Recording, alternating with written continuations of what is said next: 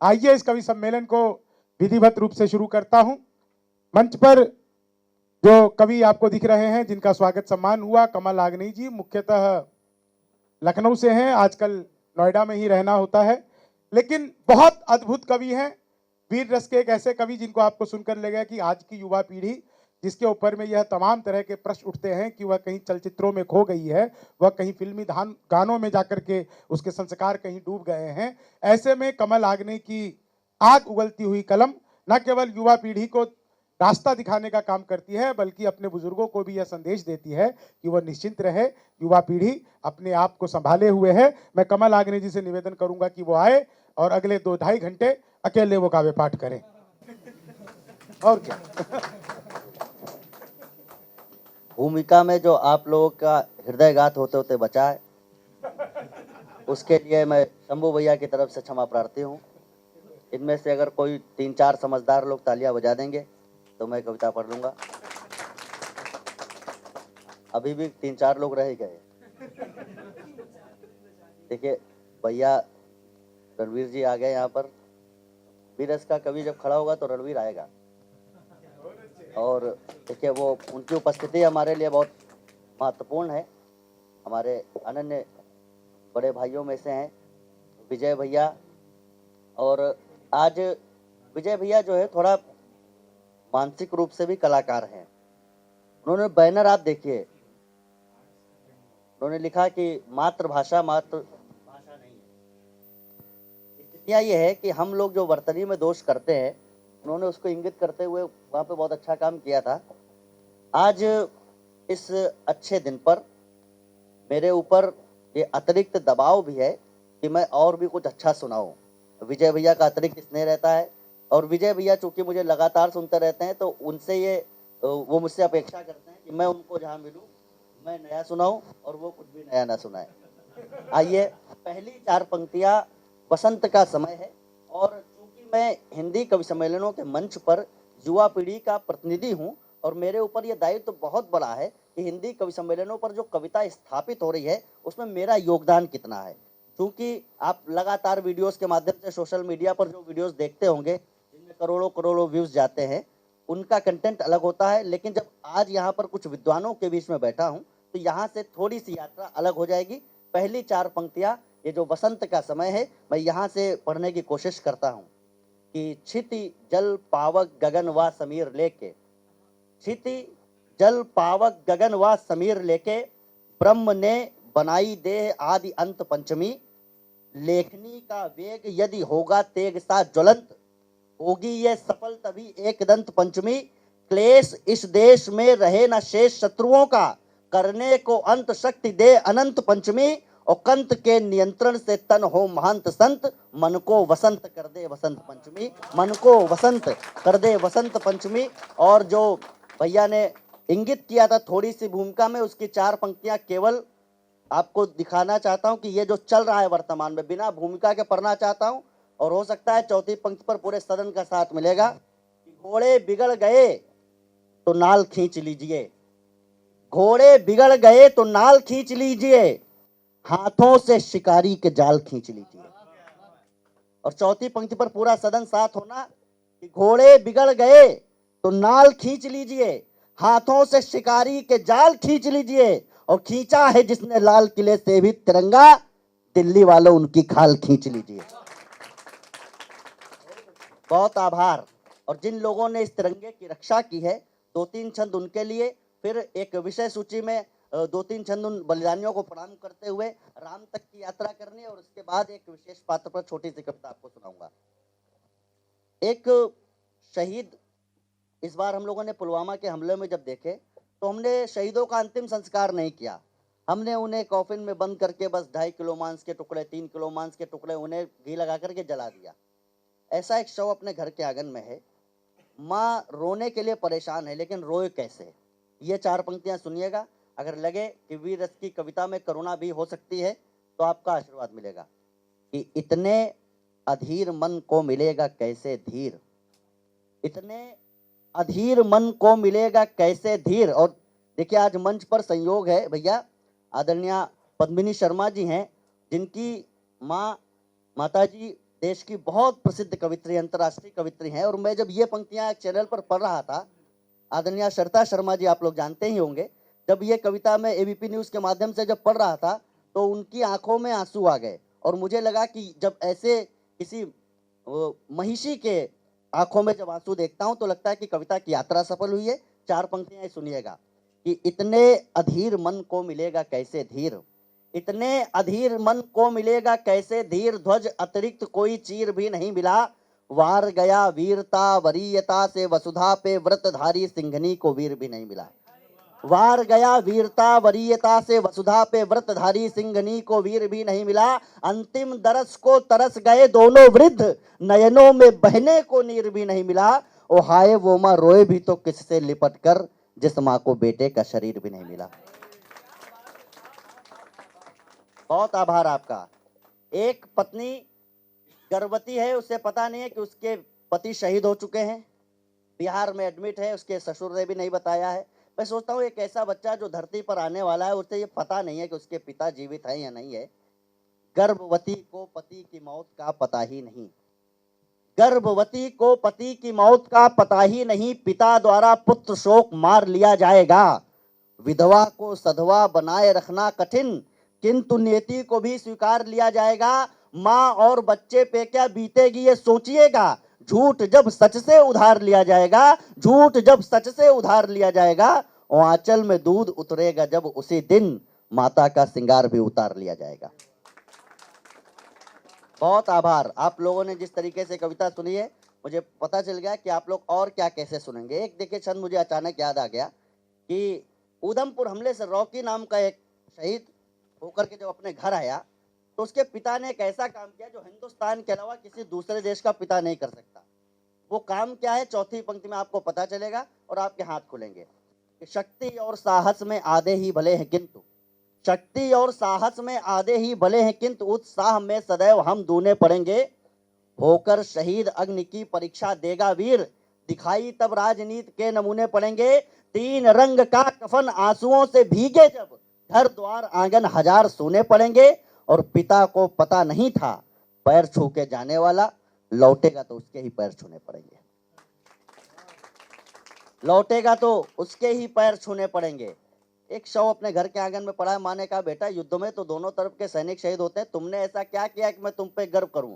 तो बेटे के मृत शरीर से एक उत्तर जा रहा है, वो कह रहा है कि माँ इस बात पे गर्व करना कि माँ तुम्ही ने भेज दिया मातृभू की वंदना में, कम पन्ना धाय से ये बलिदान नहीं है।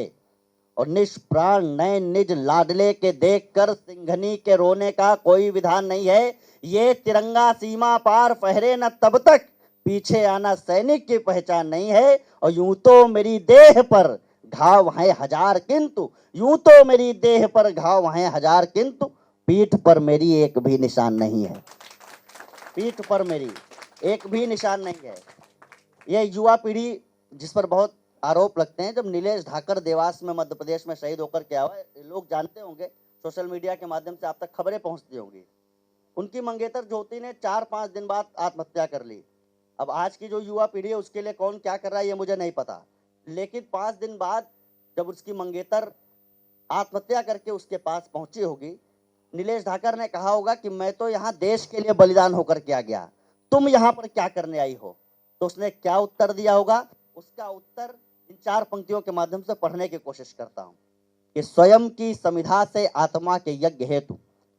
कविता के विद्यार्थी लोग बैठे हुए हैं, अगर भाषा उनको लगेगी, कथ्य लगेगा, शिल्प लगेगा तो आप क्या हाथ भी खोलेंगे और आक्रोश पर भी हाथ खोलेंगे कि स्वयं की समिधा से आत्मा के यज्ञ हेतु शेखर समान यजमान हो गई हूं मैं।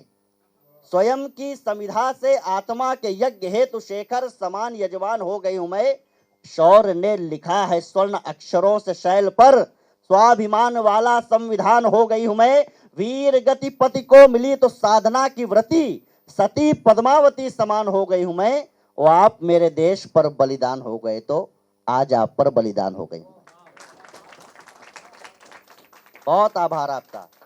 और एक इन दिनों आप देख रहे होंगे कि निधि संग्रह कार्यक्रम चल रहा है, एक मंदिर बन रहा है। मैं उसे कहता हूँ वो राम का मंदिर नहीं है, वो एक समय राष्ट्र का मंदिर बन रहा है, वो हमारी संस्कृति का प्राण मंदिर बन रहा है। और इससे पहले तमाम प्रश्न उठे कि राम कौन थे, राम तो हुए ही नहीं, राम हुए तो किस इंजीनियरिंग कॉलेज में पढ़े हुए, और कहा किसने, करुणानिधि। करुणानिधि नाम किसका, वो भी भगवान राम का। अब ये जब स्थितियां हुई तो राम क्या है, ये 4 पंक्तियां आप देखिएगा कि केश जो महेश के विशेष खुलते न यदि। लोग कह रहे हैं कि राम नहीं मिल रहे हैं, तो विधि ने जो लिखा वो विधान राम का ही है। अब मैं ये कहना चाहता हूँ, कुछ लोग यहाँ पर संविधान के जानकार होंगे, कुछ लोग जीवन के जानकार होंगे।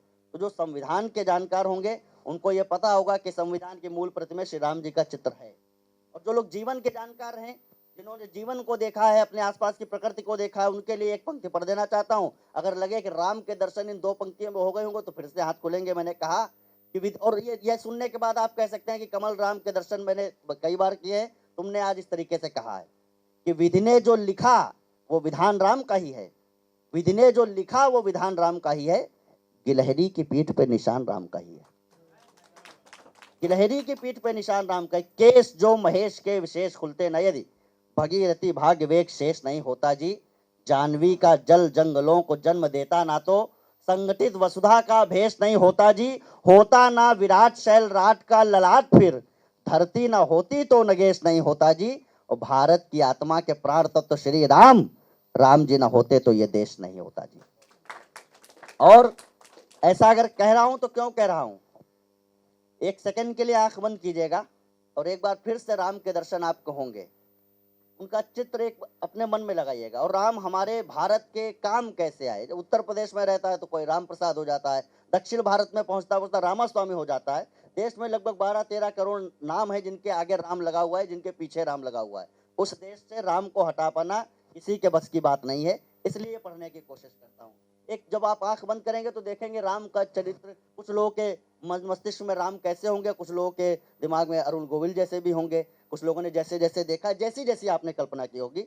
लेकिन उतरते क्रम में एक शिखनक श्रृंगार वर्णन उनका इस छंद में कर रहा हूं, और आप देखेंगे कि सजीव जीवंत मूर्ति आपके सामने प्रकट होगी शब्द चित्र के माध्यम से, तो आप सबका साथ मिलेगा। सुनिएगा कि वो काम कैसे आए। शीश तो आशीष है तो माता पिता गुरुओं के, प्रातःकाल उठ के रघुनाथा माता पिता गुरुनावे की माता की परंपरा आज तक है कि शीश तो आशीष है तो माता पिता गुरुओं के, आंखें भक्तों के उतरने के काम आ गई। शीश तो आशीष है तो माता पिता गुरुओं के, आंखें भक्तों के उतरने के काम आ गई।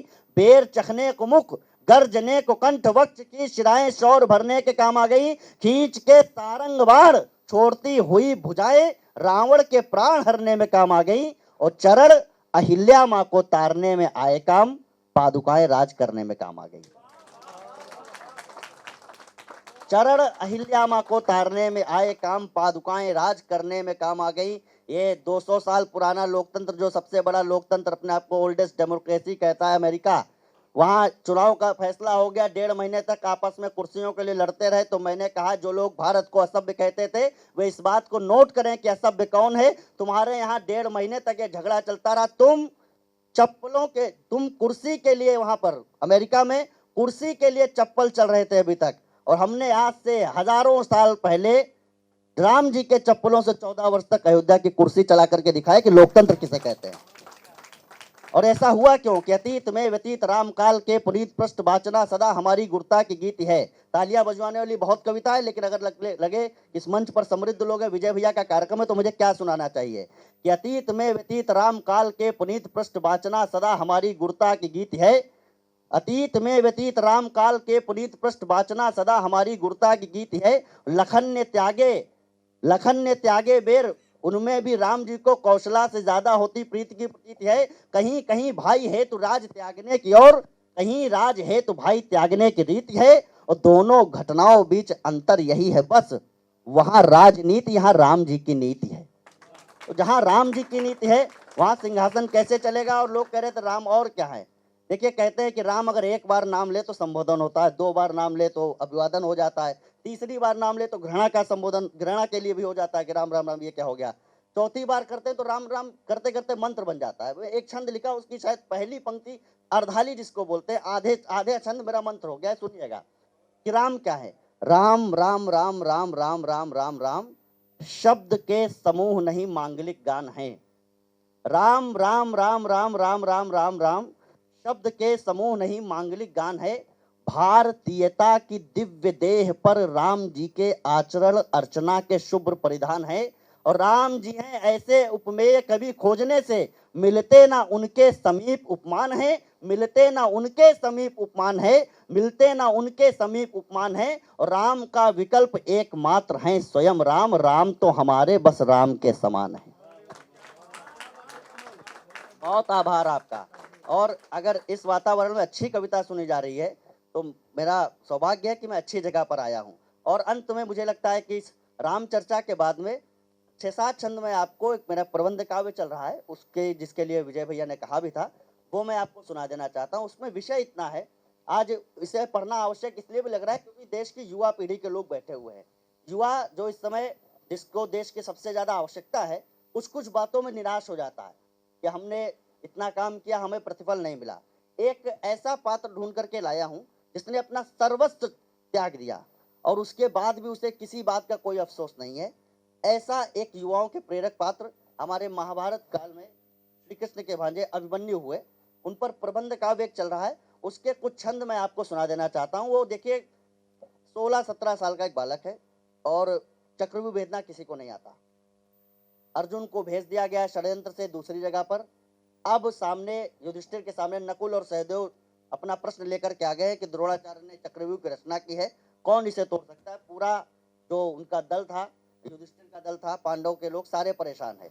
अब एक 16 साल का लड़का बीच में खड़ा होता है। मुझे नहीं पता कि जब बड़े लोगों की समस्या होती है तब घर से कोई ऐसा युवा पहुंचता है और कहता हो कि मैं इस समस्या को सॉल्व करने की कोशिश करूंगा। अब अभिमन्यु सामने खड़ा है तो युधिष्ठिर ने उससे पूछा तुम यहाँ क्यों आए हो, तो उसने कहा कि मुझे जाना है चक्रव्यूह में। तो कहा क्या करोगे, तुम तो भी बच्चे हो। तो उसने जो जवाब दिया, अब पहली 4 पंक्तियों से आपको पता चलेगा कि हमारा चरित्र क्या होना चाहिए। कि वाणी में भवानी स्वाभिमानी की शपथ लेके, वाणी में भवानी स्वाभिमानी की शपथ लेके कुल की कहानी बलिदानी कर दूंगा मैं।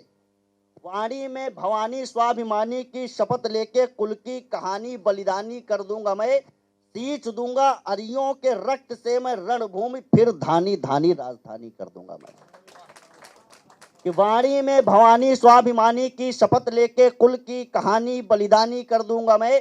सींच दूंगा अरियों के रण से मैं रक्त भूमि, फिर धानी धानी राजधानी कर दूंगा मैं। धर्मराज यद्यपि किशोर हूं परंतु नहीं, यहाँ पर पिता का संबोधन नहीं कर रहा, यहाँ ताऊ जी का संबोधन नहीं कर रहा, आक्रोश में खड़ा है तो सीधे धर्मराज बोल रहा है कि धर्मराज यद्यपि किशोर हूं परंतु नहीं, व्यर्थ किसी अर्थ में जवानी कर दूंगा मैं। और पानीदार पांडव कि पानीदार पांडवों के नयन पानी पानी करे, ऐसे पापियों को पानी पानी कर दूंगा मैं।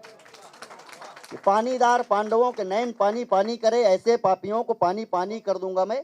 और एक चित्र मैं उसको आपको दिखाना चाहता हूँ, सबके बीच में खड़ा हुआ है, द्रोणाचार्य और 7 महारथियों के बीच में गिरा खड़ा हुआ है। और उसका द्रोणाचार्य ने कहा कि इसको हराने के लिए इसका रथ तोड़ दो।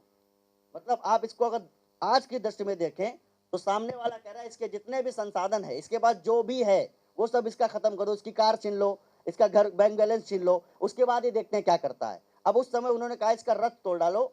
लेकिन आज हमारे पास अगर हमारे संसाधन कोई छीन ले, हमारे मीन्स छीन ले, तो हम क्या करेंगे, हम तो हताश हो जाते हैं। लेकिन उसके बाद अभिमन्यु खड़ा हुआ और कहे क्या रहा है ये सुनिएगा।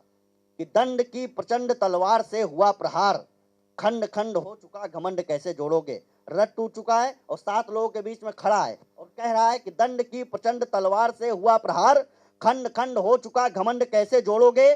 तोड़ दोगे युद्ध शास्त्र शस्त्रहीन के समक्ष, भला मेरी मृत्यु तक शस्त्र कैसे छोड़ोगे। लाल लहू से हुआ है लथपथ अंग अंग, लाल लहू से हुआ है लथपथ अंग अंग।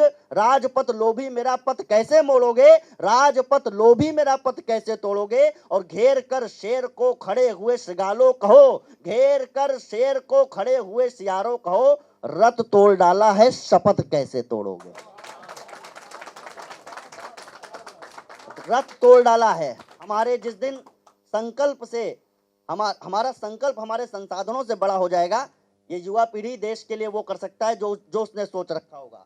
और मैं कह रहा था कि उसको अफसोस किसी बात का नहीं था, लेकिन किस बात का अफसोस था, आज हमने थोड़ा सा काम कर दिया तो बहुत वो हो जाता है कि हमने बहुत बड़ा काम कर दिया। लेकिन अपने प्राण देने के बाद भी धरती पर लेटा हुआ है और प्राण उसके जा रहे हैं, और उसके बाद में अफसोस उसको किस बात का है कि धर्म युद्ध के विशुद्ध तत्व ज्ञान से रचित, धर्म युद्ध के विशुद्ध तत्व ज्ञान से रचित रक्त स्वेद का अभेद पढ़ वेद ना सका। अगर कलात्मकता भी छंद में आई हो तो स्वीकार कीजिएगा कि धर्म युद्ध के विशुद्ध तत्व ज्ञान से रचित रक्त स्वेद का अभेद पढ़ वेद ना सका। भाव के अभावग्रस्त कुरुवंशियों को दिए हुए घाव अभी ठीक से कुरेद ना सका। कि भाव के अभावग्रस्त कुरुवंशियों को दिए हुए घाव अभी ठीक से कुरेद ना सका।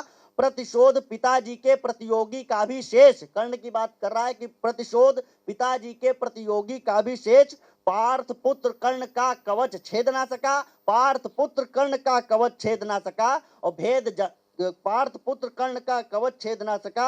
और मृत्यु का नहीं है खेद, खेद इतना है तात। मृत्यु का नहीं है खेद, खेद इतना है तात। भेद जान के भी चक्रव्यूह भेद ना सका। इतना सब करने के बाद उसे ये अफसोस भी है कि वो भेद जानते हुए भी कि चक्रव्यूह को नहीं भेद पाया। और एक छंद आप देखिए कि जब आप काम बहुत बड़ा करते हैं, जब बड़ा काम करते हैं तो उसके पीछे पीछे प्रकृति भी आपका साथ देती है। लड़ रहा है युद्ध के बीच में, मैंने कल्पना की वीरस का एक अलग तरीके का सिंबल भी आया इसमें। जब वो लड़ रहा है तो उसे काली जी देख रही हैं, और मैं सोच रहा था कि अगर काली जी उसको युद्ध करते हुए देख रही हैं तो उससे क्या कह रही होंगी कि शीश तक शत्रुओं के शीश पहना दे उस, कि शीश तक शत्रुओं के शीश पहना दे उस सिंह को आशीष दान कैसे कर पाऊंगी। कि शीश तक शत्रुओं के शीश पहना दे उस सिंह को आशीष दान कैसे कर पाऊंगी। प्रबुद्ध युद्ध देख अवरुद्ध हो गया है कंठ, वीरता का यशगान कैसे कर पाऊंगी। थोड़ी देर तलवार रोक दे है आर्यपुत्र, चंडी हूं ये अभिमान कैसे कर पाऊंगी। और काली जी उससे क्या कह रही है, थोड़ी देर तलवार रोक दे है आर्यपुत्र, चंडी हूं ये अभिमान कैसे कर पाऊंगी। और जितना बहा दिया है लाल अभिमन्यु बोलो उतना रुधिर पान कैसे कर पाऊंगी। जितना बहा दिया है लाल अभिमन्यु बोलो उतना रुधिर पान कैसे कर पाऊंगी। और मानो चक्रव्यूह में असीम शक्ति शौर्य स्रोत झर झर झर झरने से झरने लगा। अभिमन्यु का अभय अवतार देखकर शत्रु मात्र मृत्यु भय से ही मरने लगा। वैरियों के वक्ष को विदार कर वीरवर वन वनराज केसरी विचरने लगा। और राम जी के नाम को प्रणाम कर अरियों का रण मध्य वही राम नाम सत्य करने लगा। और जब ऐसी शक्तियां हमें मिलती हैं तो एक दो छंद आपको अंत के कुछ और सुनाना चाहता हूं कि हमारा लक्ष्य जिस दिन बड़ा होगा और हमारी संसाधनों पर हमारा ध्यान नहीं होगा, उस दिन हम शायद अपनी सफलता को प्राप्त करेंगे। कि धर्म के समक्ष जो एक छंद मैं आपको विशेष सुनाना चाहता हूं, दो छंद मैं एक अभी सुनाऊंगा और एक ये लास्ट आपको छंद सुनाना चाहता हूं। लेकिन उससे पहले एक बार जब 13वें दिन का युद्ध लड़ने के लिए सारे लोग उठे विजय भैया, तो सब लोगों ने बड़ों का आशीर्वाद लिया। और जब बड़ों का आशीर्वाद लिया तो उसके बाद कृष्ण ने उनको आशीर्वाद दिया, सारे लोगों ने आशीर्वाद दिया। तो कृष्ण ने आशीर्वाद दिया कि यशस्वी भव। द्रौपदी ने प्रश्न किया कि ये कैसा आशीर्वाद दिया आपने अभिमन्यु को, सबको तो आपने विजयी भव का आशीर्वाद दिया है, लेकिन इसको यशस्वी भव का आशीर्वाद दिया, इसके पीछे क्या रहस्य है। तो उन्होंने कहा कि जो आशीर्वाद मैंने दे दिया वो तो दे दिया, लेकिन ये याद रखना कि युद्ध में दो ही चीजें होती है, हमारे जीवन में भी दो चीजें होती हैं, या तो जीत होती है या हार होती है, लेकिन यश किसी बिरले को प्राप्त होता है।